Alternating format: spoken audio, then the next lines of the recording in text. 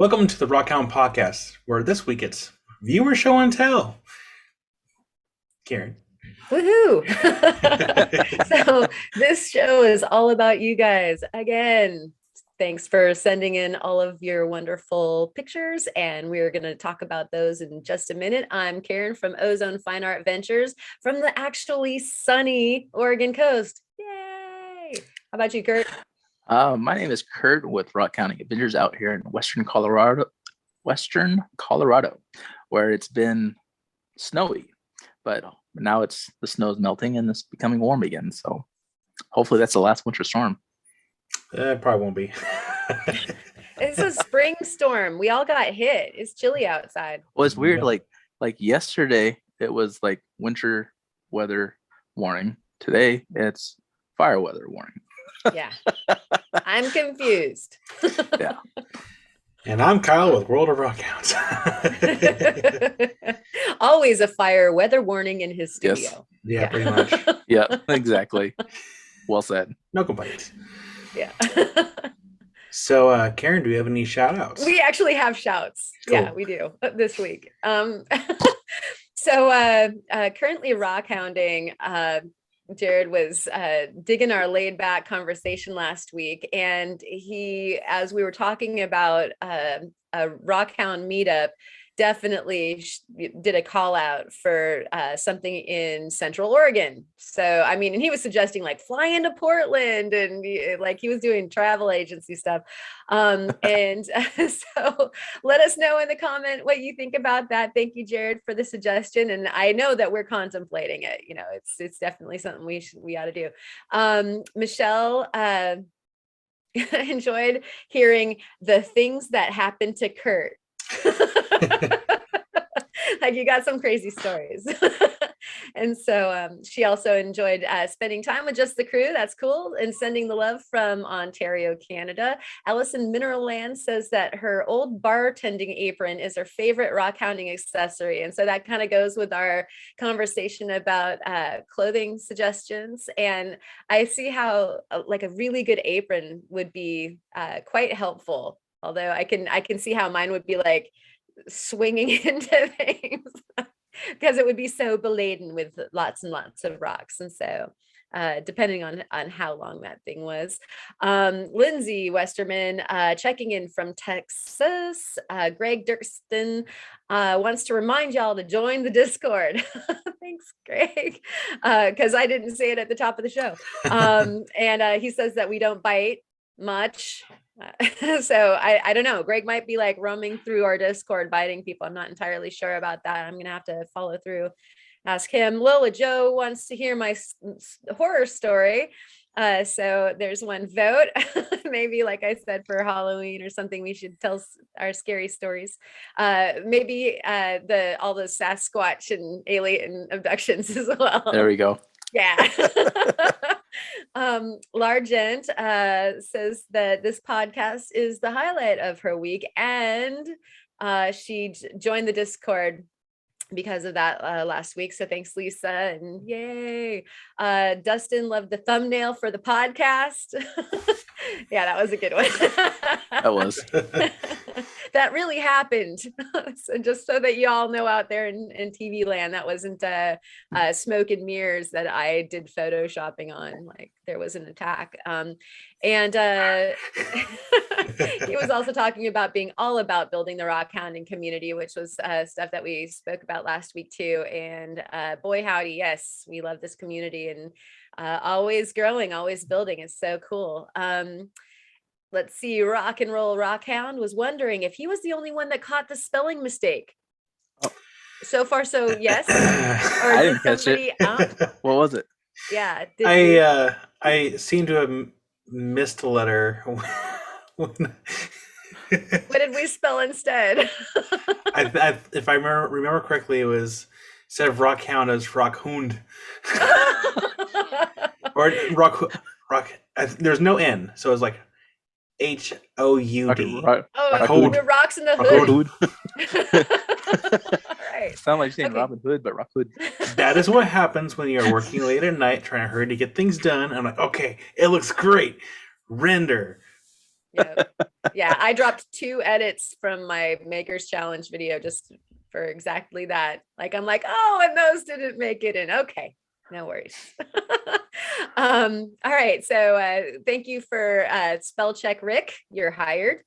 Polly was checking in from Australia, City Rock Hounding, Julie McKenna, and everybody in the chat. You know who you are. Thanks for hanging out with us, and thanks for hanging out with us now. Warm welcomes to everybody who is new, and make sure to go ahead and subscribe so you don't miss any of this compelling conversation, and join us on the Discord. You can hit us up at our email. I'll send you an invite. Same thing.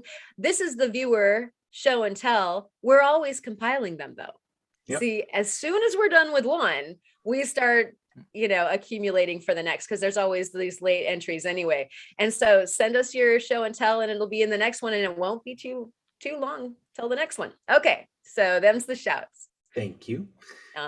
Thank you. And how was everyone's weeks? Oh my goodness, Kurt, you start. Karen needs a break. Okay. Spoke incessantly.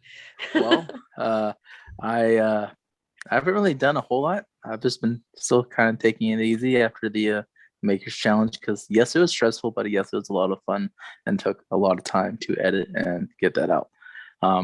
But I did do some wire wrapping, and you'll see that later on in show and tell. And then I decided to or let me back up. On last Monday, I posted my Betroidal Limcast video, which turned out pretty cool. And it's always kind of funny whenever you post a video and you're just kind of checking in on it to see how it's like performing, and it's like 80 views, 100 views, and then you go to sleep, you wake up, you're like 3,000. What? I don't know what happened. That's there. Awesome. Gotta love it. And then it stops. But that was kind of fun to see. And then yesterday I picked up this piece of Rhyolite that I was going to cut and make a cab out of, and that turned out to be something even more awesome. So you guys will also see that in the show and tell, and I'll probably be doing a video on that either this upcoming Monday or the following Monday. I'm not 100% sure. And another thing I'm working on is I'm going to, like I said, I don't know if that's going to be this upcoming Monday post or next, but I'm also working on like a video just to show like some helpful tools to help find rock hounding locations in your area of tools that I use on my mobile phone. So nice. That should help some people that are getting into the hobby and so forth. So that's pretty much everything that I've had going on this week. So who's next? Kyle, Karen? Kyle. Oh yeah, I can go next. Reverse. Well, let me see here. I mean, I'm still kind of in my new job still, so not really a whole lot going on. I'm at like every couple hours, like at nighttime, like every other day or so, like I'd go in the shop work for a little bit. Like my show and tell is not my stone. I'll do a little quick, okay. You guys will get to see more later, but I'm almost done with a very particular project that I've been working on with some rose quartz. So, and then once I get done with that, couple smaller projects that I gotta get done, and then after that, I'm not taking on any more customer projects for a while, so I can do my own stuff, because it's hard to really justify working on your own stuff when you have other stuff that's kind of in queue. But more fire obsidian to come. Oh, well, actually, no, I take that back. I have some rocks on the shelf. I don't know if you guys remember, a while back, there was like a week straight I was doing openings from rocks from a lot of other channels. I have a bunch of stuff I have to cut and polish. So, let me see what else. Oh, how could I forget the Lego mineral idea? I was gonna mention that if you forgot it. Oh no, I didn't forget. It reached 10,000 votes. It is now on the road to become a real Lego set. And I know that some people are like, it's just Legos. I'm like, no, it's not just Legos. It is a gateway to a hobby or even potential, interest in geology and paleontology for kids that are into Legos. it's a great thing, and I'm looking forward to buying sets when they come out. So it was like just after 11 p.m. last night. I was watching the ticker, and it was throughout the whole night. Like after I made that video yesterday, it was still kind of not really higher up there. I forgot like where it was at, but by the time I was before bed, it was like, oh, 11 votes left, 10 votes left, 9 votes left. I'm like, I have to go to bed. I was really hoping to be able to just be there and refresh the page and watch it hit 10,000, but I had to sleep. I thought about like just using all my emails and just like making it just jump up really quickly. Like after you posted that video, I took it and I shared it to like everyone that I know, or like all the groups on Facebook, and then onto the community tab. And then I was like, screw it, I'm gonna go ahead and like enter like 3 more emails in. Yeah. And Dustin was sharing it all around as well. Yeah. Oh, cool. Thank you, Dustin. Yeah. Yes, thank you. But yeah, I made a post this week too saying that, for those that did enter, just take a screenshot of, when they go to log in, take a screenshot of the Lego idea and email it to me, and then I'll do like a giveaway when it does come out, and for people that voted for a chance to win a Lego set. So I might buy a few. I'm not sure how expensive they're going to be. So I know I'm going to buy 2 for myself for sure. 1 to keep in the box, 1 to put together on camera. Like your item, right? Yeah. It's going to be a highly collector's item. And then buy like maybe a 3rd or 4th set just to do a giveaway. So other than that, that was kind of my week. Karen, Nice. what about you? Oh my gosh. I was taking a break. Totally worn out from the Makers Challenge, like in a good way, but definitely needed a bit of a break. Putting together the giveaway video. It's about petrified wood, and I'm going to be announcing the winner of the giveaway. You've got a couple more days because I'm dragging on getting that video completed. Yeah. So if you go and you leave comments on the last 4 videos that aren't the Makers Challenge that are full length, then that enters you 4 times in the giveaway. And so it'll be fun. I finally got back to the jewelry bench, and it's kind of funny that was like what both you and I, Kurt, decided to do after we were done decompressing from the Makers Challenge. Like, let's make something. Yeah. but jewelry, like small format. And so that's going to be my show and tell as well. So you guys are going to get jewelried out for show and tell from this end anyway. Although, like, I got to tell you, there's some incredible stuff coming up with the viewers show and tell. Actually, I think that saying that we should get into it, because that's pretty much what I've been up to. Sweet. Well, thank you both for sharing. Mm-hmm. And Karen, who are we going to start off with? I think that we're going to start off with a bang. So Crawdad and Rusty has been, they've been down at Lost Creek Lake in Southern Oregon, and it's been one of his favorite camping and boating destinations for their family since the mid-90s. I haven't been down there. I'm going to have to go check it out, I guess. And before heading there this past summer, he checked out an area on the Mindat, and there were several entries for locations where various zeolites had been found, which is for sure true about Southern Oregon. I think we might be a zeolite capital down there. We've got so many cool different like forms of it and whatnot. Yeah. So Jared should get here. So they found amazing zeolites in 5 different road kits with 10 miles within the 10 miles of the lake. And here are a few sample photos, which are just spectacular. And he's kind of giving us his best guess on the IDs. Although what's nice is that they're labeled. So as we throw those pictures up, you get to know what you're looking at. So the first one is mesolite. This one's beautiful. He took some really, really nice captures as far as his specimens go.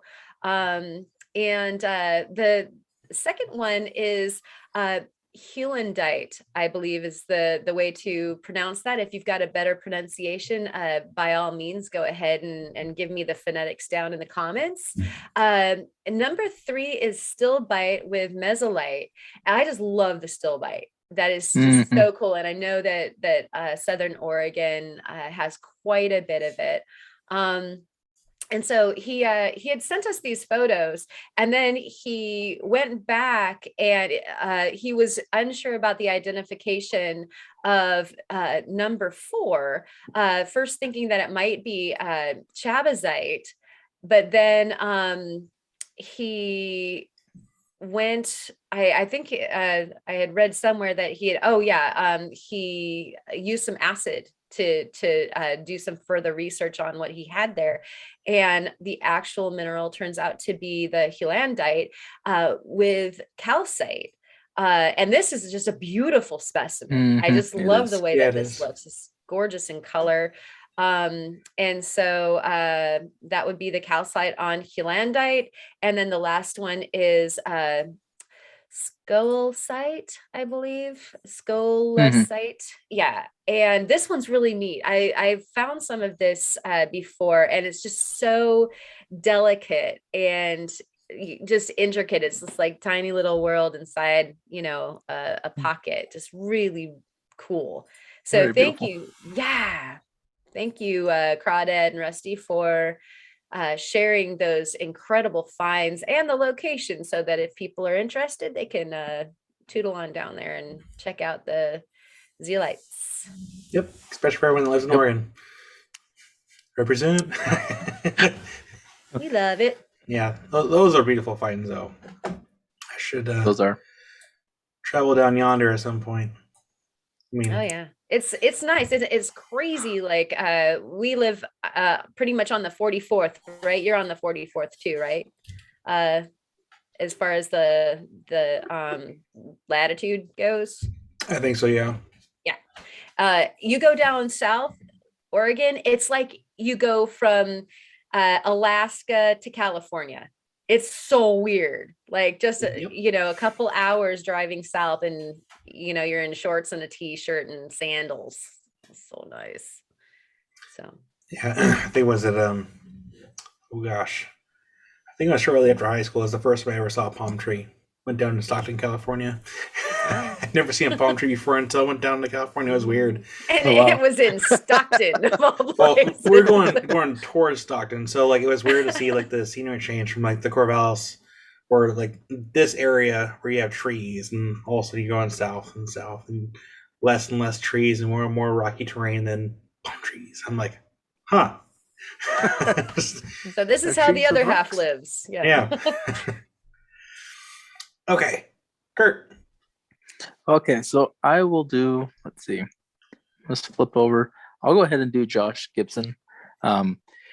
He recently went down, he's from Colorado, and he recently went on a trip out to Tennessee, and went out, I think the location was east of Nashville, to a location that I mentioned in one of my videos, or one of my first videos, and he found some pretty cool small fossils, coral specimens.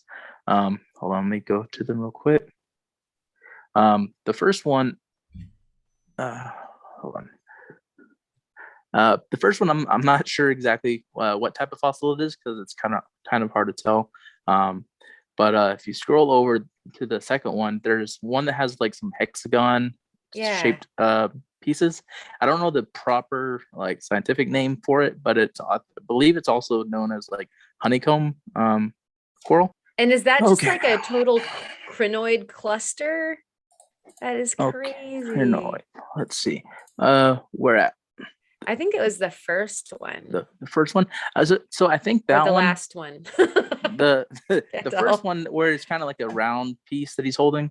Mm-hmm. So that one is.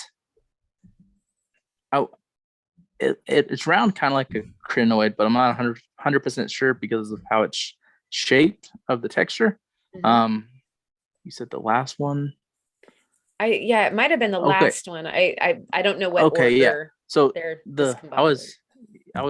I was just doing the order that how I sent it on the messenger. Gotcha. The last, that one looks like it's like a matrix made up of crinoids and probably what's the term, gastropods possibly. But yeah, wow, that one's really so cool because there's a bunch of tiny little bitty crinoid segments in there. Yeah, so much to discover in there. I'm sure they'll take a polish too. Oh yeah, definitely. TM. Definitely. And then there's a other one, second to the last one with it, where it's like a little ball and that with a bunch of little holes in it. That one kind of looks similar to that honeycomb type style, or like almost kind of looks like a beehive. That is so unusual. Coral fossil. It's really really cool. That is.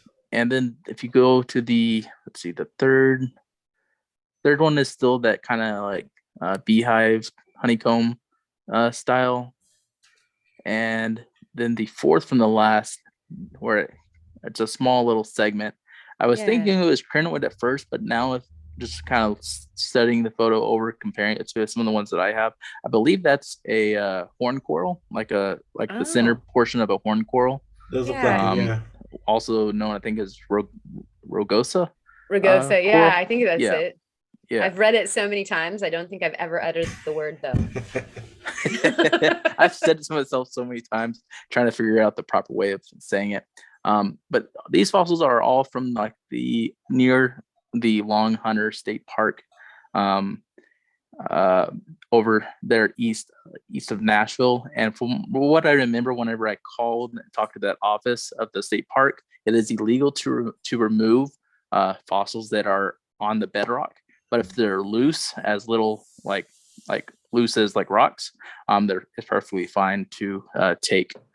So those fossils are from that area over there, which I believe is what is the time era that is not Devonian, but the next one back. Y'all know off the top of your head? Or Ordovician? Yeah, I think so. I think that's the time era for those. Okay. I'm not the right person to ask that question. I haven't hunted fossils in so long, so it's been hard to like remember the time periods in order. Yeah. Well, and then they get convoluted because you've got ones that are part of one epic, but then they are also their own. They have like the subgenres and stuff like that. I get confused quickly, especially if it's not my area. Like if I travel too far east with the fossils, you lose me. Like now, like if anyone is over there in the Tennessee area by Nashville, I guarantee you, if you like paddle out to any of those little islands out there, you're gonna find so many little fossils on the bank there. So but yeah, that's the show and tell from Josh. Thank you, Josh. And thank you, Josh. Kurt, for reading off Josh's there. And that comes back down to me.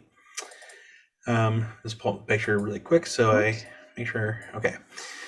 All right. So this comes from our awesome viewer, Michael Wallahi. He said that he submitted this picture and he said, sorry, I was itchy. I'm not editing this out. This is raw and uncensored. Tonight we're raw on the podcast. Raw, we're the rough rocks now. Yeah. Or not polished. Polished. I soaked one of my rocks and some iron out. Thought the podcast would like to see this one. I tried to get some good close-up photos. The back of this rock was really covered in dirt. Didn't notice it until after the rock bath. Really like the colors of this pocket. Thanks, Karen, Kurt, Kyle, and Theo for the viewers' show and tell. Well, Theo will graciously accept that. Thank you if he was here. But he is currently in Florida, enjoying some adventures and rock stuff. Oh, he was sifting for shark teeth today, right? Lucky guy. Yeah. Yep. So Very he's lucky. up to some good stuff. Yeah. But Michael, those were some really good photos, and thank you for submitting that. Sometimes it's amazing what you can find with a little bit of scrubbing, a little bit of cleaning. But Mm-hmm. yeah, I know I got some rocks that would probably deserve some iron out. I never used it before, so I should at some point. It's nice, like being able to clean the iron off, but it's also nice having the iron feature on the specimens, on certain specimens like crystals and so forth. You know, Yeah. kind of gives it a nice like unique look. Yeah, I think I actually have some crystals from Dustin, which he's got some show and tells too. But I got some crystals from him. He's like, yeah, no, those are fresh from the ground, still need to be cleaned. So I might actually utilize the iron out for the first time and do a video on it. Be trial and error for me. But That hey, should be cool to watch. yeah. And then so that was from Michael. So thank you, Michael, for your submission. And I forgot to write down the time on that one. So that is egg on my face. It's fine. It'll be fine. I'll surround it out in 24 minutes. It's fine. Okay, Karen, what you got? From one of our Discordians, Jay Hick. Forgive me if I said that wrong. I'm sure that it's an amalgam of other things that he goes by.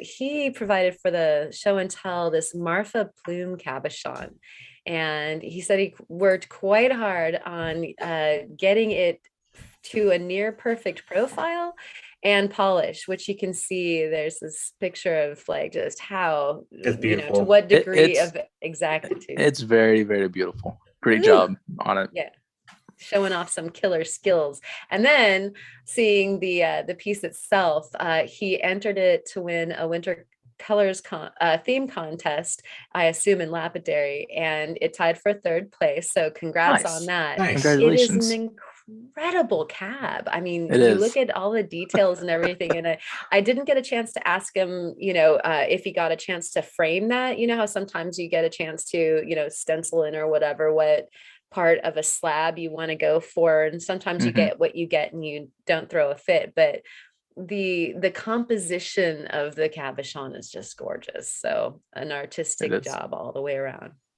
Yeah, thank you for your show and tell. And Mhm. yeah, it is hard to get a very perfect profile on a cab. Yep. It requires very steady hand and good eye for detail.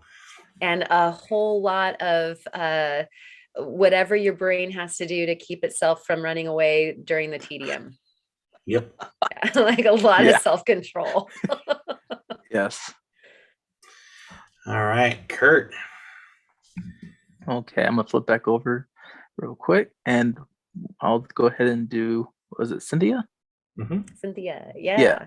So Cynthia Foss sent us 2 pictures, and in the email she says Crystal Park was mentioned in a recent episode. We went there while camping quite a few years ago. It was awesome. Below is a couple of photos of my favorite find. Not very large, but a nice mix of clear and smoky quartz with a twin. So the first photo, I mean, the size. I don't think the size of any specimens really matter. It's just the quality, the overall quality of the stone, and that is a beautiful specimen that you found. Yeah. Like it has nice luster tone, deep, vivid, like golden tones to it. It's very beautiful. It looks kind of like it has a little bit of a like iron staining to it, which to me, iron staining, like we just mentioned a minute ago, can be removed, but I like leaving it on quartz crystals, especially because it just leaves like a beautiful appearance on it. And then the second picture is the specimen from another angle with a old coin next to it, just to kind of give a perspective on the size of it. And I just want to touch on this because earlier when I was mentioning it to Karen, she said I should go ahead and mention it. But I always find it funny how like when someone is taking a picture of a coin, not a picture of the coin, a picture of a specimen with a coin, it's always a old dated from like the 1960s and before. And I being a coin collector, I always notice that, and it's very cool just to see old coins with rocks and so forth. So yeah. I got a question for y'all out there. So when you're taking a picture of the specimen where you want to have a size reference, so you put the coin in there, do you have a special coin? I know I do. And I like actually stressed out today because I didn't have it. I couldn't find my special coin. So leave it in the comments if you've got like a special coin that you like to use as your reference. Cause I noticed it's a wonderful detail. I'm glad that you brought it up, Kurt, that like, oh, look at what year that is. You know, people usually have a reason. Yep.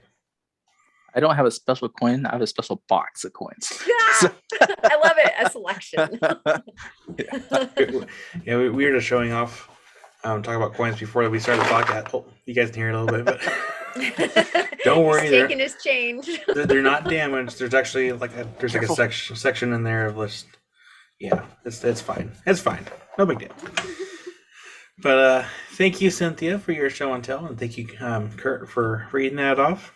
And like you said, it's not the size of the crystal that matters; it's the beauty. Ugh, I would have been squealing over that. Yep. Like, Yep. they all would have known. So our next show and tell comes from our favorite person, Dustin.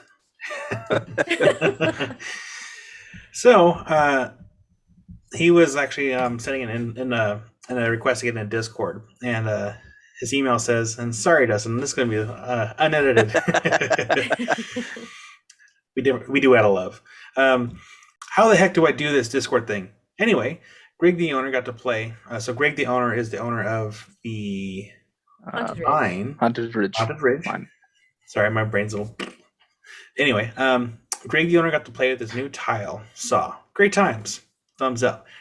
Haunted Ridge is open every weekend and weekdays by appointment. Check their Facebook page. Haunted Ridge Rocks. Only $30 per 5-gallon bucket. This is a steal, you guys. It is a steal. Go. $30 a bucket. That's nice. If you can pack a bucket right, you can get about 65 pounds in a bucket. No kidding. Mm-hmm. That is an amazing Gotta deal. play. I don't think I've ever extra. paid that low for a bucket, especially with good stuff. I mean, like for me, like if I ever went over there, I definitely would have to fly, just because that'd be a long drive, and I would have to figure out how to pay for shipping to ship everything back. Whoa. Because I don't want to bring that on an airplane that risks it getting more broken than sending it to USPS or lost. That's true. But yeah, he sent some amazing pictures along with that email, and the pictures would have been scrolling over, me talking, since he always sends a plentiful. Oh, then we're supposed to be going oohing and awing right now. Ooh, ah.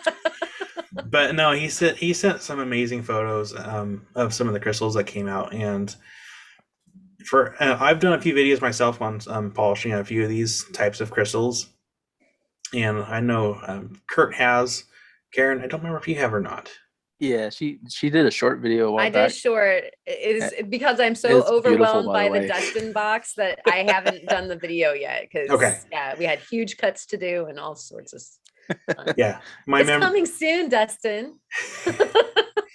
But yeah, that stuff takes an amazing polish, because what it is basically druzy quartz, or slightly bigger druzy quartz that is on top of like agate and various types of material.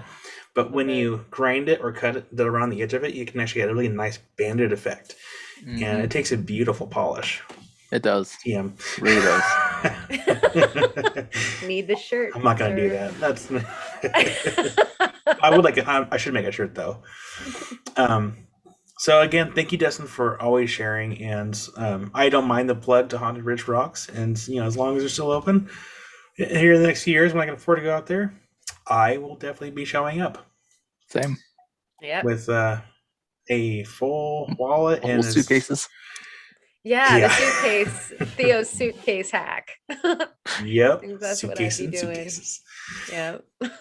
So yeah, again, thank you, Dustin. And now we go back to Karen.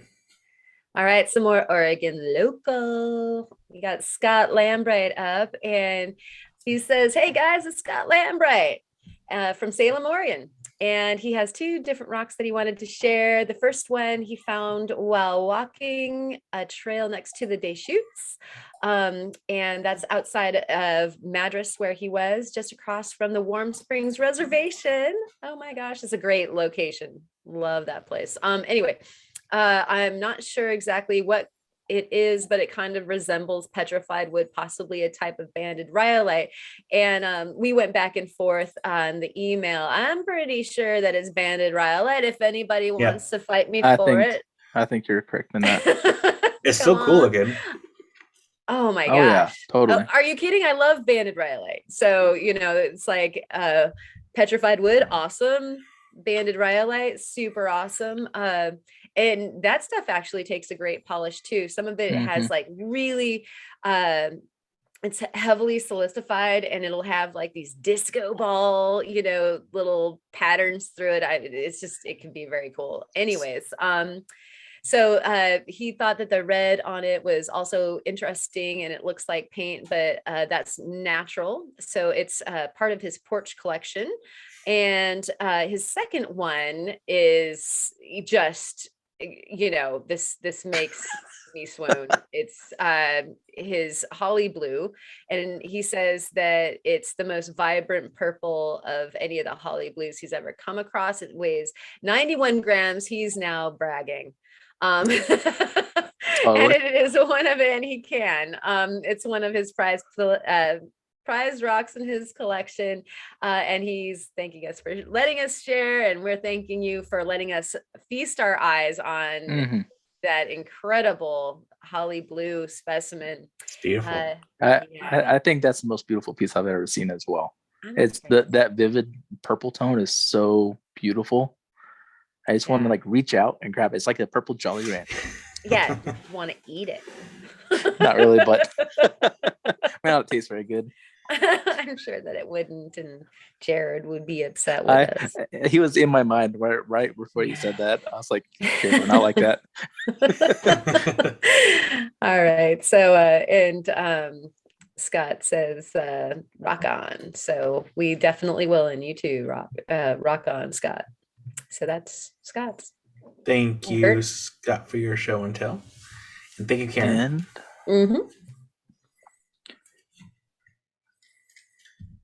And I will do the next one is Gravel Inspector. I keep wanting to say Gravel Bar, but I know it's not. I know. Gravel Bar Inspector. Yeah. There's many people at once. Let's see. Where is one second? There it is. Found it. So his cool. email says, oh yes it is.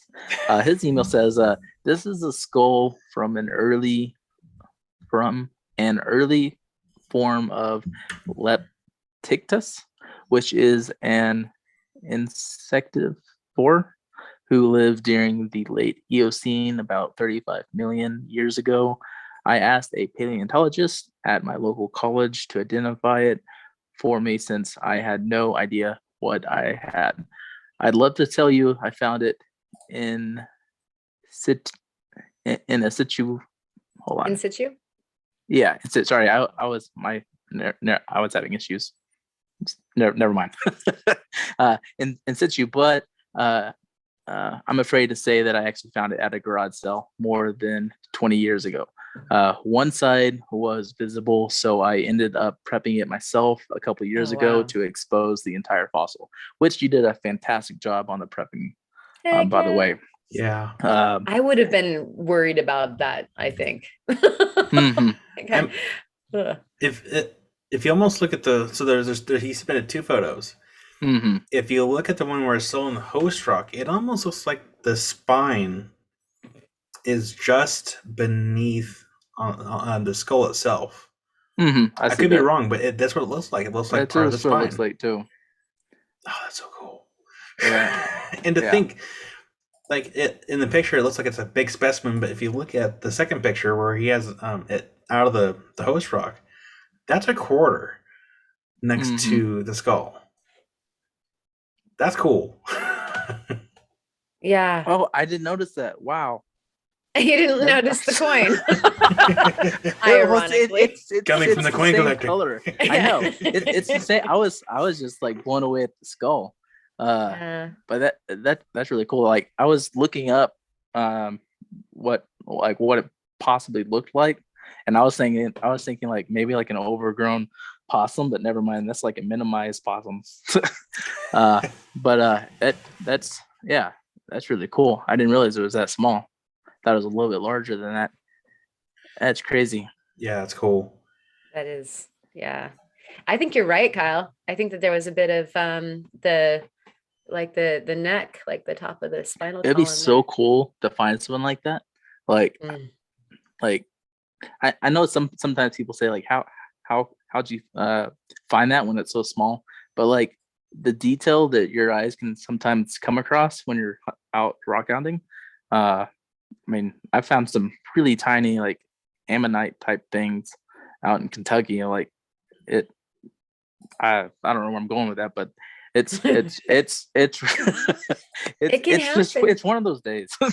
Yeah. Like I've found impossibly small agatized gastropods, like this spiral snail shells. Mhm. Like the inside that's totally agatized. And I mean, I'm talking about like a centimeter tall, like how in the world on the whole beach with all the sand and all the rocks and all the tide coming in and out, how do you find something like that? That's like a needle in a haystack. But and so it is interesting what your eyes pick up. Yeah.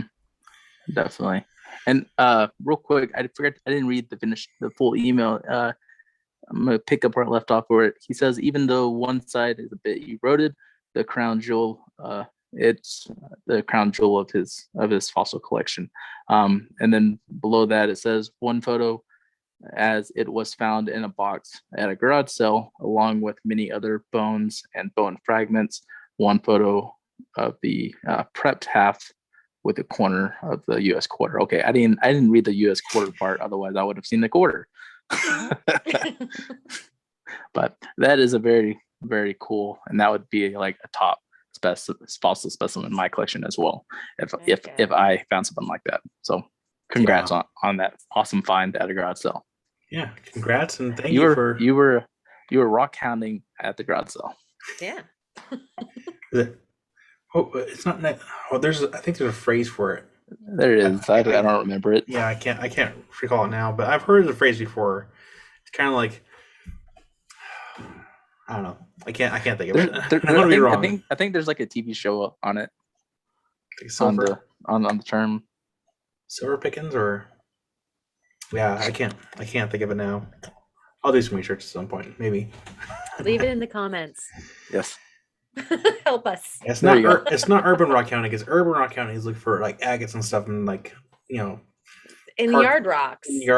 Like this is the dollar store or something. Yeah.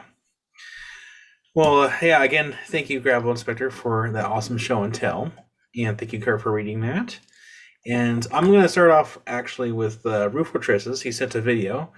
Of a really cool box of rocks, and we're going to check that out right now. Hey y'all, it's Rufo Tris. I got this really awesome box from my uncle in Utah. Look at that. Who recognizes that one? I got some root beer onyx in here. Let's check these two out in a black light. I want to show you the phosphorescence. So first off, check out the color in the black light. Aren't those some awesome slabs? But check out when I turn off the black light.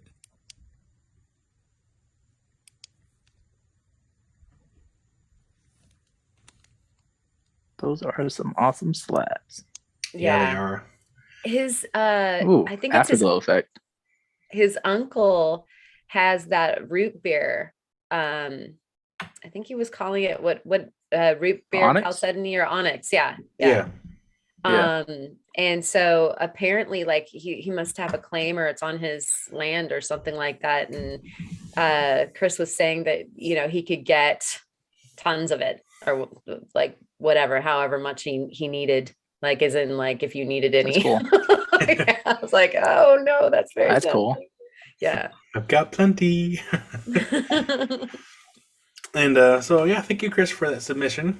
It never hurts to get a cool box of rocks with a lot of shinies in there that will definitely take a polish. And the next one, this will be the last one that we have, and it's pretty interesting. is from Rock and Roll Rockhound. See here. Hi everyone, this is my latest creation, my biggest and most difficult project yet. The two side rails are wood, the seats and posts are made from petrified wood, the wheels are core samples, and the dash and firewall is pudding stone. Vinyl top and leather straps. Is this worthy of the Maker's Challenge? Absolutely, Yes. it was. Yeah, definitely. Absolutely, it Honorary is. Yeah, honorary. I would love to be part of it. Hope you are doing well. Haven't missed a podcast yet. Keep up the great work. Rick Dotson. You rule. Thank you. Thank you.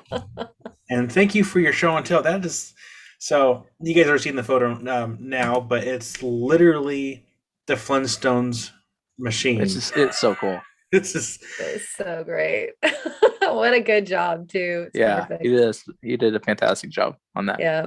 yeah. That's Yeah. memories. Yep. Yeah, that I would love to you can leave in the comments how long that took you. Like that looks like so much labor. It's amazing. Place your bets. I want to say. Let's see here. Okay, I want to say at least.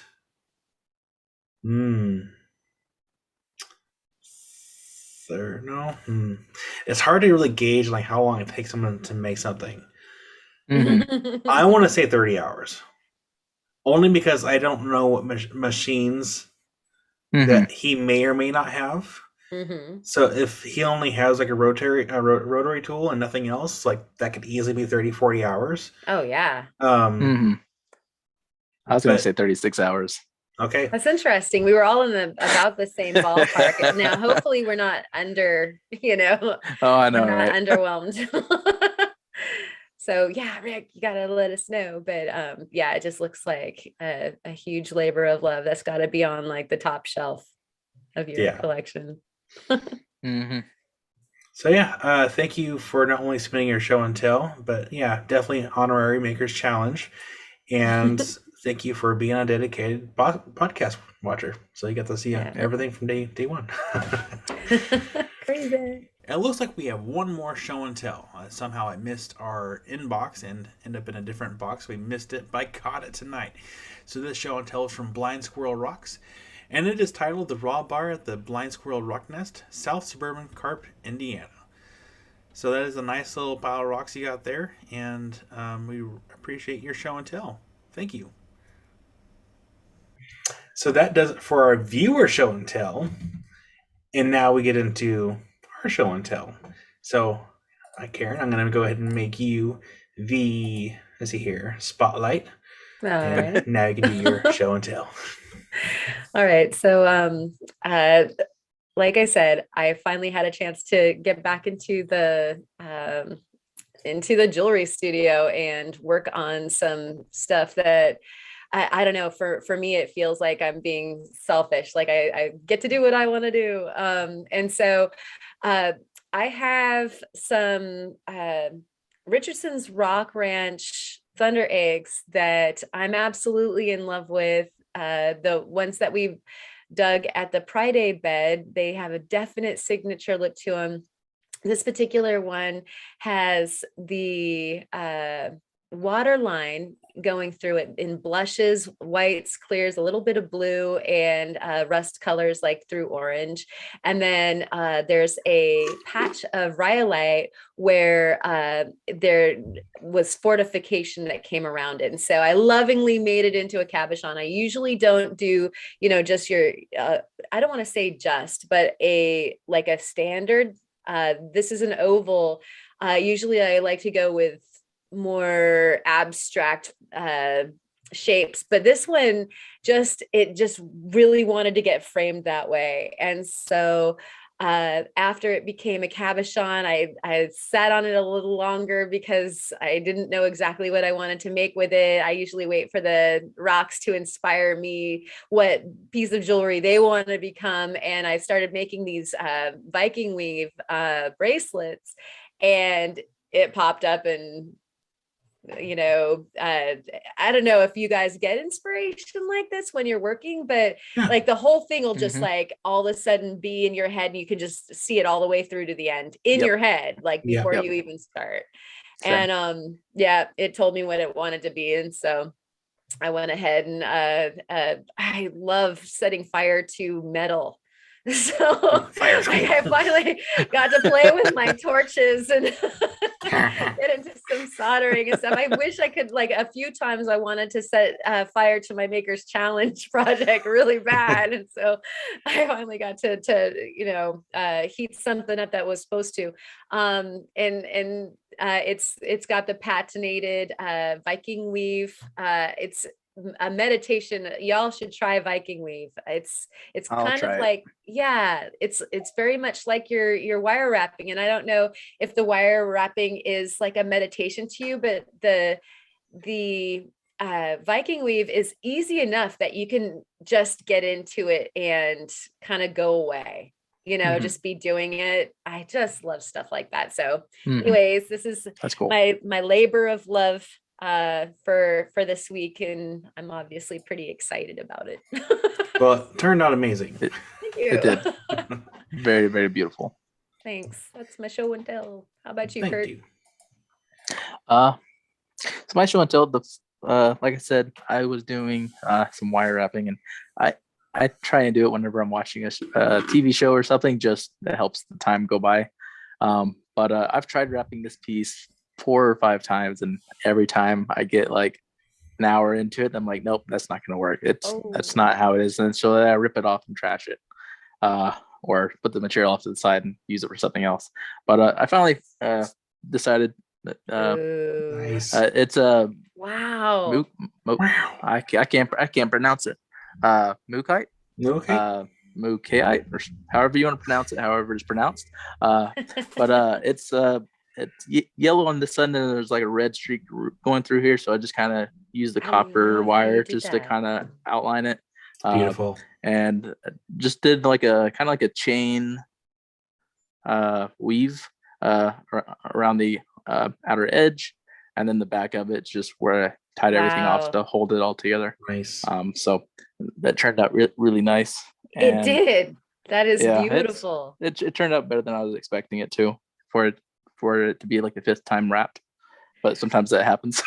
It was like, I reject all the It's lesser wraps. kind of like how you said, like the stone speaks to you, like how you want it to be done. And then every time it just is like, nope. So I have to take it off. But that one, it turned out really nice, and I'm happy with it. And the next piece, I've been holding on to this piece of Rhyolite for about a year. I found this out near the Grand Junction area, and wasn't like super stoked about it, but just like I thought it was basic Rhyolite with this piece of orange agate with some green agate kind of variants throughout it. So I decided to let's go ahead and cut this off, make cabochon, and wire wrap it for a video, which will be out in a week or 2. But when I cut it, it revealed something more. The Rhyolite is actually banded. Nice. Makes your heart And skip a beat.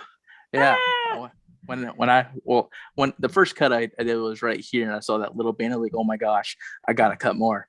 And then I cut a bigger chunk off. And this is the orange agate that has some green running through it. Wow. But that Rhyolite just blew me away. So it's like, now I can't wait to go back to this place where I found this. That is deluxe. So yeah, and I really hope I find some more of this when I go back out there. I did a video on this location, but I didn't give away the location, so that probably won't ever happen. No, yeah. not at all. Sorry, folks. Yeah. Yeah, sorry. But this is a very beautiful piece of Rhyolite, and probably my first piece of banded Rhyolite that I've ever found. So I will have a video on this coming in the next week or 2, and then later I'll do also another video where I soak this in muriatic acid to remove a lot of this calcite outside edge, just to help reveal what's all going on here. So that's my 2 show and tells. Beautiful. Thank you. What a pleasure. amazing wire wrapping. Yes. I give you both credit because I have a hard time wrapping anything. So It's really hard when you're wrapping and then your fingers start going numb and it's like you got to stop, but you don't want to stop. No, totally get it. All right, so now it is time for my show and tell. And hold on. Oh no. I was kind of hoping to do that one thing that we did. Oh, sorry. I'm looking at where'd it go. I was gonna do the whole thingy. Oh, I can't find it. Oh, wait. Aha. oh my gosh. Yeah. No. Anyways. it's so scary. See? Yeah. There's no real. editing. All this. Ooh. But yeah. Not bad. We'll go back to gallery. I don't know. That was pretty fun. It was pretty fun. But oh my gosh. Hold on. Again, I'm just leaving this in because that's how I am. Okay. So I've been working on a particular project for some time. I had gotten in total 4 pieces of rose quartz. 2 came in July of last year, and the other 2 came in around September. And I'm just now getting them to almost being done. And I purposely left like part of it beautiful reflection unfinished. So you can kind of see it's rough on at least one side. Mm-hmm. But the remaining sides are, and this is not fully polished yet. This is like That's beautiful. 3,000 grit. And so I'll be taking it to the cerium oxide wheel once I'm done with the other 3 pieces. Nice. So this particular material, I actually almost favor obsidian compared to this stuff. it's To the challenge. So the thing with making anything out of stone, if you're grinding and polishing, the easiest part is the grinding because you can shape, you can do whatever you want. That is the easiest part. It's when you get to the 280 grit wheel or 220, 280, and then working your way past that because you're having to remove those grinding marks out. And it's not just as simple as it was, some people might think. And like I haven't really been recording on working on this stuff because it's been taking me for so long. But for anyone that hasn't really worked stones before, so when you go through the grinding stages, you're pretty much removing each previous sanding stage. Well, this stuff chips easily, like super easily, because there's so many fractures. I mean, you can kind of see there's a lot of fractures, and it goes everywhere. Of course, not the best. And it's been very tough. It's been fighting me like tooth and nail, but it's turning out beautiful. So I give it that much. But I feel like this material is also softer because I've mentioned this before in previous videos where the smaller the surface area, the faster something works, and that's why I like working on smaller stones because it doesn't take as long to polish. Like that, I did a small piece of fire obsidian on live in like an hour, but that's because I was like stopping to like talk to chat and answer questions. But the bigger the surface area, the longer it takes to sand and polish because like you're removing all those scratches.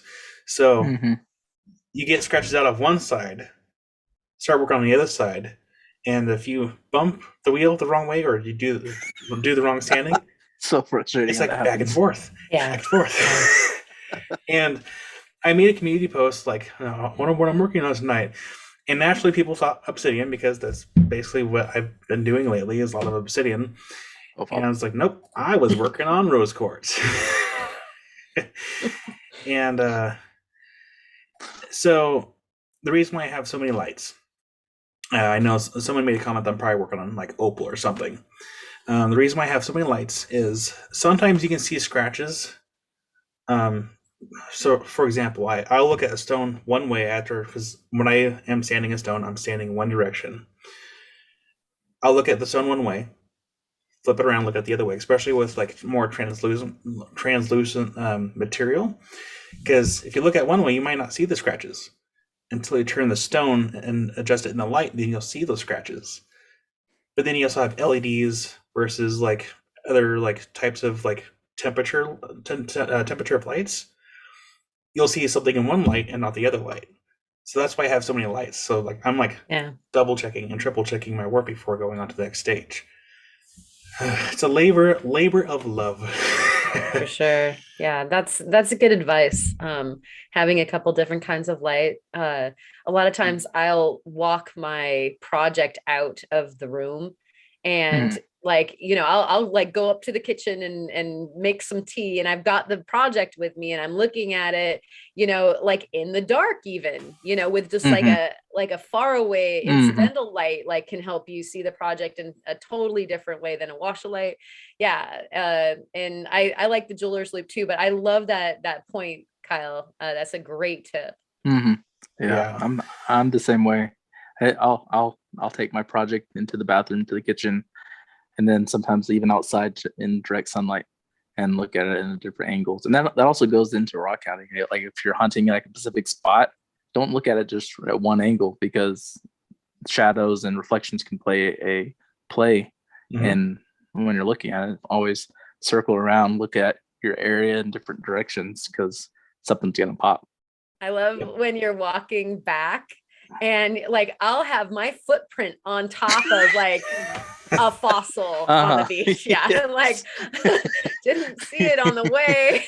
Like that different perspective. Yeah. Oh, that was a bone. Great. Yeah. Good job, Karen. But so this was basically my show and tell. And the other thing is too, you may have noticed, like it's like multifaceted. Initially I was going to do like more hard points and then like do the faces, but since I'm working on wheels, a lot of people know it's really hard to get perfectly flat edges on wheels. So I just figured I'd do a soft edge. And the other thing is too, I'll do a video on it, why rounded edges are better than hard edges. And it has to do with the structure of the stone and the durability. Something that's more rounded can actually take a hit better, way better, so than something with a hard edge. And it's hard to explain right now, but my brain's a little from work, but it's fine. But yeah, that was my show and tell. I'm hoping to have these done here very soon and get these shipped out to the person that sent them to me. So thank you. And now we can get into words of wisdom. Karen. Yes. I was gonna say thank you, Kyle, because we I was exactly gonna say the same thing. I was gonna say thank you, Kyle, for like everything that you've done and all the editing you do, because you're always thanking us. Yeah. So thank you. Me and Karen, we're on the same wavelength tonight. Totally. Oh, I do what I can. Aww. Aww. Aww. Oh, I forgot to write down my own time. Oh, that's okay. That's okay. Okay. Words of wisdom. All right. So there's that whole buzz term mindset. Although I, especially when I was talking about like how you might have a squirmy brain while you're doing a tedious lapidary job, and certainly during my Maker's Challenge, that was a mindset. All sorts of different definitions for that. So there's that one that they talk about though. There's the prosperity and abundance instead of scarcity. And I just like, I found myself thinking about this a lot this week, just that wrestle where you feel like you might be coming from a place of scarcity and it's because of your mindset. And you're, don't have enough time, don't have this, don't have that, and just switching over to the mindset of prosperity and abundance, like do have all this stuff, like, yeah, the time's there, and I don't know, I thought it was very interesting. I kind of melted down some stuff while I was making the Maker's Challenge, having a deadline and not having tools and things. It's, mindset's really important. And so I like the mindset of prosperity instead of the scarcity, for sure. It can just be all up here. So that's just my words. Thank you. Thank Yep. you. Kurt? Well, so my word of wisdom is, so I'm gonna back up a little bit. Like, you know how earlier we were talking about typos, where like you forget to put something in, or you Yep. you added a wrong letter or whatnot. So when I was doing my maker's challenge, I there was a scene where I was cutting the slab for like a minute, and I was not wearing my respiratory mask, which I knew somebody was going to call me out on that. Like I every time when I'm cutting or when I have my apron on in classes, and like everything that you're supposed to have, and I caught that when I was editing, and I was like, That's fine. Just okay. I was like, what was that? I don't know what it was, but it's fine. But I noticed that when I was editing, so I typed up a thing, a little text bar to remind anyone that's watching the video that's getting into lapidary or whatnot to make sure you have your PPE gear when cutting and so forth. And then at some point I think I deleted that scene and forgot to put it back up. And when I was watching, I noticed that it wasn't there, and someone called me out on it. And yes, you always want to make sure you have proper gear you need when cutting and grinding and polishing, just because the rock dust can be very hazardous. So just make sure you always have your glasses, your safety glasses, or just your normal glasses, something that is protecting your eyes. A respiratory, cannot talk tonight. Just a face mask, and then if you need gloves and earplugs and whatnot. So yeah, those are my words. Excellent. Great reminder. Yeah, I should probably heed that reminder when I'm working on rocks. Yeah, I'm gonna leave it there. Let me back up. So I will use a respirator when I'm working the rock on the dry expanding wheel, since I don't want to inhale the actual dust, since like that kicks up like a bunch of dust. But also I will open the garage door, point at fan, blowing everything away from me out the door, because I don't want to have the rock dust not only in my lungs on me, but also I don't want it in the shop either. Keeping it clean. My words of wisdom, I am very ill prepared today, but I'm gonna go with procrastination. It's okay to procrastinate as long as you're doing something productive. Productive procrastination. Say the time 5 times fast. Because things happen that we can't control in our lives, and as long as you are productive with your procrastination, it's fine. Just don't forget to get to your original project before it's due. So right. Before people start like calling you and knocking on your door. Yeah. Yeah. Whoa. So yeah, it's okay to procrastinate. Just don't forget what you're doing. And that's my words of wisdom. Karen, would you be so kind? Thank you, Kyle. And yes, thank you all out there for watching and listening yet again and sending in your awesome show and tells. So we're gathering the new show and tells. Send them to the email in the description, rockhoundroundtable@gmail.com. You can also hit that up for an invite to the Discord. Come join us on the Discord and have show and tell all week long. We're going back and forth with that. You can ask questions on the general. We've got like a random part of the server where it's super random, and you can say hey to all the folks that you see in the chat and a bunch of different channels. And so definitely join us over there. And I hope that you guys are all getting ready to go out rock hounding or getting some rock hounding in. It's spring, everything is coming alive. So are we. So from us to you, rock on, and we'll see you next week. Rock on. Rock on.